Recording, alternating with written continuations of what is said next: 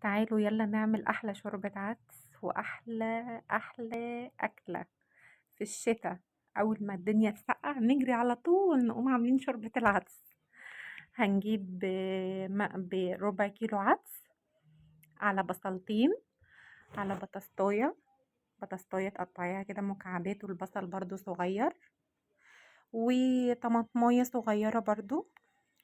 وانا كان عندي جزر في الفريزر، حطيت شوية جزر بمعادل جزراية، وحطيت معلقة توم، يعني يعتبر فصين توم، وحطيت رشة سكر، وحطيت معلقتين صغيرين ملح، وحطيت بابريكا. ما بحطش فلفل اسود في شوربة العدس. وبعد كده نحط عليها المية ونعلق عليها البوتاجاز.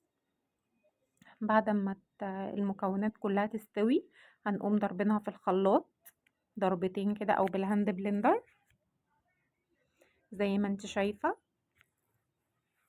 احلى شوربة عدس في الدنيا، يلا بقى اعمليها ودفي البيت ودفي الولاد، ومفيدة ومغذية جدا جدا للاطفال. بعد كده بعد ما ضربناها هنحط معلقة زبدة او سمنة او زيت اللي متاح عندك واللي انت حابة تعملي بيه. هنسيحها كده، بعدين هنحط شوية شعرية، هنحط شوية الشعرية شو على حسب برضو انت بتحبي الشعرية كتير ولا قليل. انا ما بحبش الشعرية كتير، انا بحط شوية صغيرين على ربع العدس، مش بحب الشعرية كتير. وبعد كده ننزل بالعدس وتقلبيه، وتقومي موطية النار، ما تخليهاش النار عالية قوي. يلا بينا بقى ننشف الجرجير بعد ما غسلناه عشان يبقى حلو كده منفوش مية خالص.